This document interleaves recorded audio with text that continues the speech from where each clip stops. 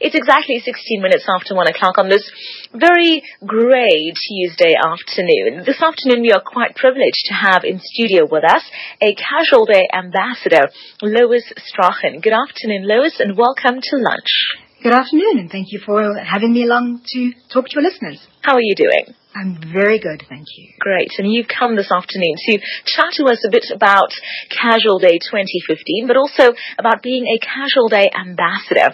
And for the listeners tuning in for the first time, Casual Day is South Africa's most successful fundraising project for persons with disabilities. Now, I think, Lois, let's start right at the beginning. For those of us who may not know, which I think is in the minority, it is Casual Day, and how long has it been around for? Casual Day is a fundraising event that is basically South Africa's most successful fundraising event for persons with disabilities. Mm-hmm. It's a project that is run by the National Council for People with Physical Disabilities in South Africa and is sponsored by the EDCON Group. And as a project, this is our 21st year. So Casual Day comes of age this year. Wow. And so what is the theme for Casual Day 2015?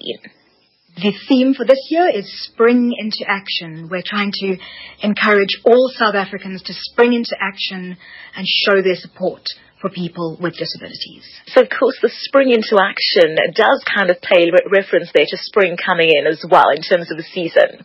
That's correct, yes, particularly with the date. Absolutely. So, what is the aim of Casual Day yearly? Of course, it's been 21 years, so is the aim the same every year? The basic aim of Casual Day is to raise awareness of the needs of people living with disabilities in South Africa. Mm-hmm. It is a fundraising event to support the people with disabilities, the organizations that support them, and to encourage our people, our South African community, to stand together and show solidarity for persons with disabilities. So tell me, Lois, how are the funds raised yearly? The funds are primarily raised through a donation, mm-hmm. which is given in return for a Casual Day sticker from one of many outlets in and around South Africa. Those funds are coordinated and dispersed to the organizations that benefit. Right. So let's chat briefly about those who benefit from these funds raised.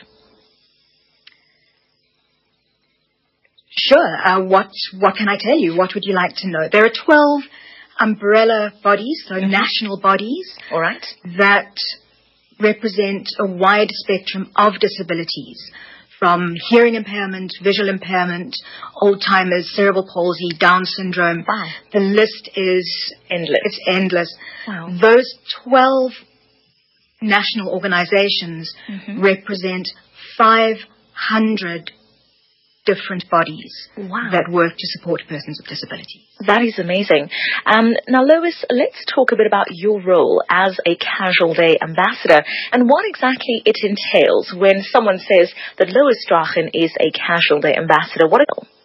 I see my role as an ambassador as being an advocate for the Casual Day project. All right. To raise awareness of not just the project, but how the difference it makes to people like myself who live with a disability.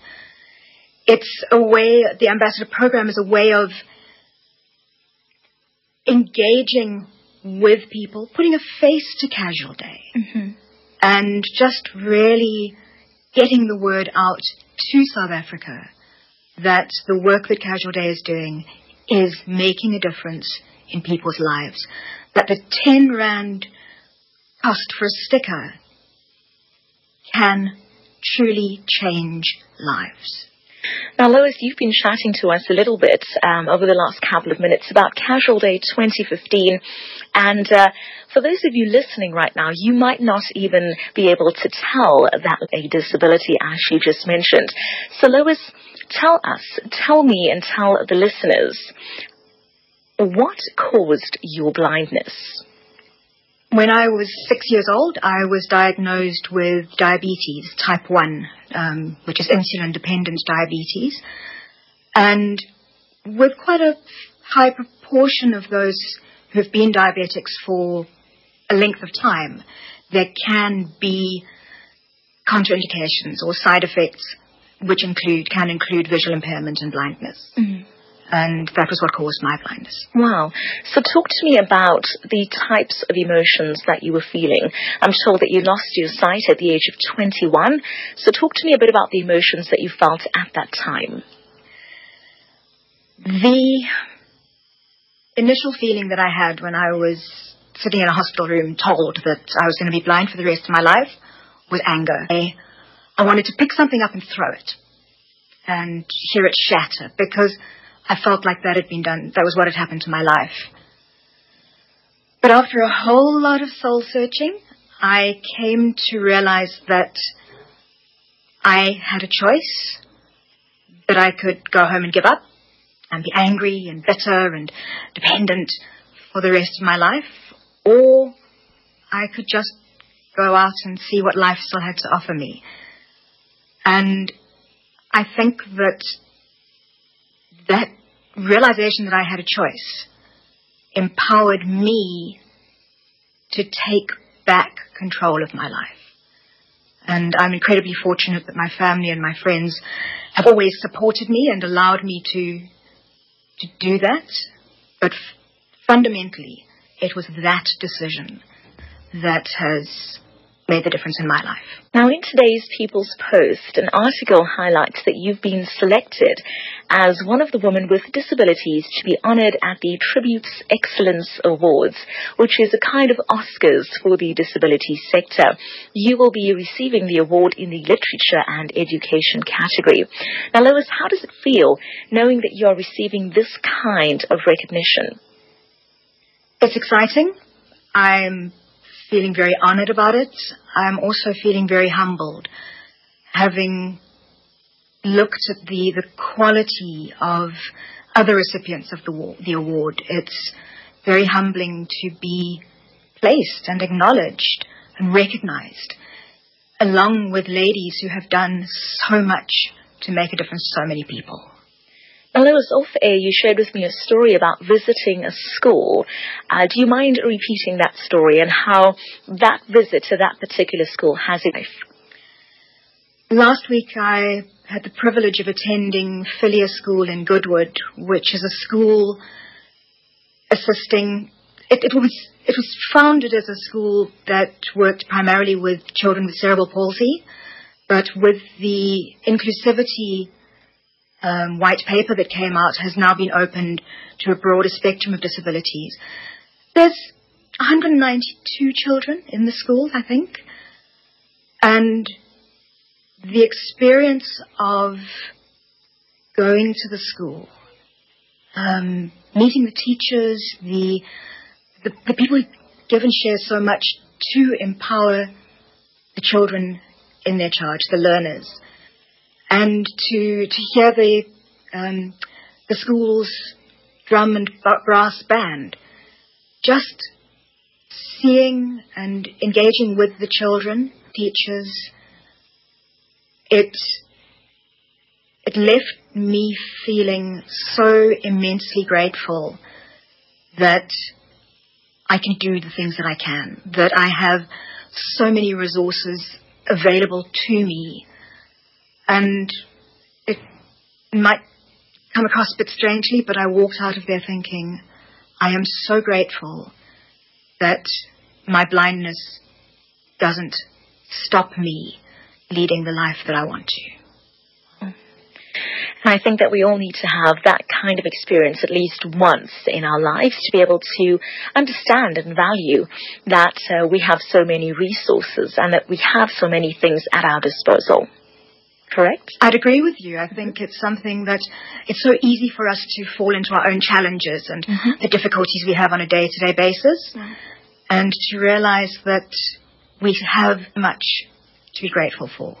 We have so much to celebrate and just to celebrate and acknowledge. Now, Lois, you're also a author, and you brought along one of your books. And so tell me briefly about your series of children's books, Missy Mouse Goes Sailing. The Adventures of Missy Mouse are a series of 4 children's books that I started writing many years ago. And I wrote them really to come to terms myself with what I was finding I was able to do, or things that I was learning to do. They really were written many years ago when I first became blind. And for years I did nothing with the books, and then one day over supper a friend said, "You should write a book." And I said, "I have." 4 of them. Why I'd never done anything, I said, I couldn't find an illustrator. And she put me in contact with the illustrator of the books, Colleen Gomez, who is also Cape Townian and does some amazing, amazing illustrations. And Colleen and I worked together on the books for about a year or 2 in total. And I self-published them just over a year ago. Wow. And talk to me a bit about the message that you hope this particular types of books will impart in those that read it. For me, one of the biggest challenges of living with a disability is bridging the gap between the sighted person and a visually impaired person. Mm. And I think that opening that channel of communication is so important, because that is what allows us to reach over that gap and connect with. And the books are just about raising awareness. They're essentially books about a blind mouse named Missy Mouse who uses her other senses to engage with the world.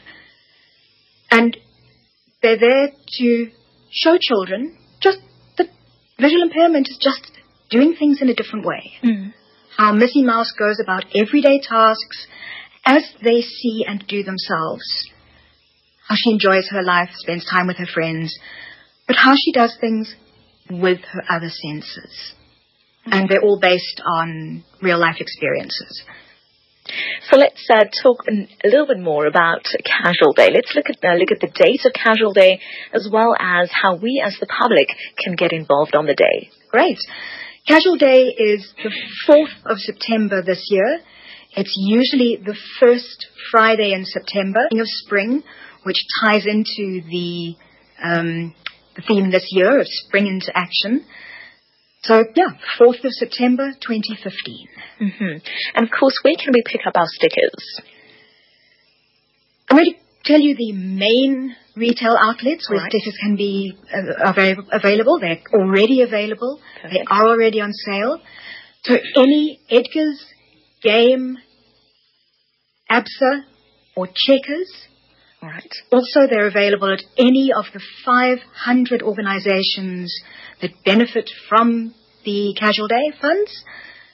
And if you'd like more of an indication of exactly which shops and which organizations are in your local neighborhood, you can check on the Casual Day website, www.casualday.co.za. All right, before to you, Lois, let me just quickly mention that the closest organization to us here in Muizenberg would be the Ocean View Association for Persons with Disabilities, and their number is 021-783-1274, and that's where you can pick up your Casual Day sticker for 10 Rand only. Now, Lois, it's time for us to end today's interview, but I would like you to speak to Cape Town as a whole and just talk to them about the importance of not only appreciating what we have, but trying our utmost to bridge that gap, as you mentioned, between the sighted and the visually impaired. Sure. We have how many minutes left? We have a few, but you can go right ahead. I think for me, the greatest understanding that people can have is to understand that whoever you are, whatever your position in life, you're sighted, whether you're disabled, we are all human beings. We're not actually different. Mm. And, that's just to be aware of that and to understand that we all have strengths. We all have abilities, and they all differ. But that doesn't mean that any one of us is any more or less than anyone else. Thank you so much, Lois, for coming out this afternoon and chatting to us a bit about yourself, your own experience as a person with a disability, a visually impaired person, but also about talking to us about the importance of appreciating what we have in life. And personally, I salute you for being an inspiration to me as an ambassador for Casual Day 2015. So thank you so much. Thank you for Mom behind the screens for bringing you out and allowing you two to talk into our lives. So thank you so very much, Lois. Only a pleasure. Could I have 20 seconds more? Absolutely. Just to say to your listeners that 10 Rand, 20 Rand, 50 Rand for a sticker is only, what, a third of a cup of coffee? Mm-hmm. One slice of a pizza? But that contribution, if you buy a sticker for Casual Day, if you show solidarity for persons living with disabilities, you will help make a difference in someone else's life. Exactly 1:30 on today's lunch. Get onto the website www.casualday.coza. As you heard, Casual Day takes place on the 4th of September. Thank you very much, Lois.